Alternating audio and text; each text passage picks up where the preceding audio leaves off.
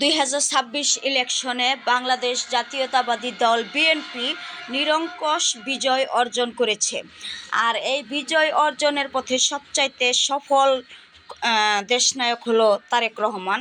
কারণ তারেক রহমান 17 বছর নির্বাসন জীবন শেষে বাংলাদেশে নিজের মাতৃভূমিতে পাও রাখা মাত্রই বলেছিলেন, আই হ্যাভ এ প্ল্যান। এই একটি ভাষণেই বাংলাদেশের সমগ্র জনগণকে একত্রিত করে ফেলেছেন তারেক রহমান। এবং তারেক রহমান অনেক জুলুম নির্যাতন সহ্য করেছেন। 17 বছর দেশ থেকে নিজ মাতৃভূমি ছেড়ে বাহিরে ছিলেন এবং 17 বছরের মধ্যে উনি হারিয়েছেন ওনার আদরের ছোট ভাই আরাফাত রহমান কুকুকে। এবং আরাফাত রহমান কুকুকে হারানোর পর উনি কিন্তু আমাদের বাংলাদেশে আসতে পারে নাই, ছোট ভাইয়ের লাশ দেখতে পারে নাই, এমনকি আরাফাত রহমান কুকুর লাশ দাফন পর্যন্ত করতে পারে নাই বাই হয়ে। এটা কতটা কষ্টের এবং বেদনা সেটা একমাত্র তারেক রহমান বুঝেছেন। এবং এই শেষ পর্যায়ে এসে ওনার প্রিয় মা খালেদা জিয়াকেও উনি হারিয়েছেন।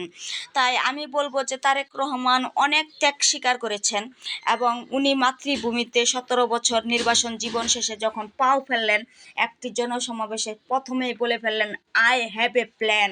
আর এই আই হ্যাভ এ প্ল্যান ভাষণটি কাজে লাগিয়েই তারেক রহমান হয়ে গেলেন 2026 সালের বাংলাদেশের ইলেকশনে বাংলাদেশের সর্বোচ্চ ক্ষমতার অধিকারী এখন তারেক রহমান। অনেক অনেক ধন্যবাদ বিএনপির সকল বন্ধুদেরকে এবং বাংলাদেশের জনগণ সবাইকে অনেক অনেক ধন্যবাদ তারেক রহমানকে নিরঙ্কুশ বিজয় এনে দেওয়ার জন্য। এবং আল্লাহ পাকের কাছেও হাজার হাজার শুকরিয়া যে তারেক রহমান একজন ভালো যোগ্য নেতা হবে ইনশাআল্লাহ। কারণ বাংলাদেশে আমি শেখ হাসিনার শাসন দেখেছি এবং খালেদা জিয়ার শাসন দেখেছি, এরশাদের শাসন আমি দেখিনি। এই প্রথম আমি কোনো পুরুষ প্রধানমন্ত্রীর শাসন দেখব, সেটা হলো তারেক রহমানের শাসন। অনেক মানুষই কিন্তু মনে করেন মেয়েদের শাসন পছন্দ করে না, যেই কারণে এবারকার ইলেকশনে কিন্তু সবচাইতে তারেক রহমানের দল বিএনপি ভালো পারফরমেন্স করেছে।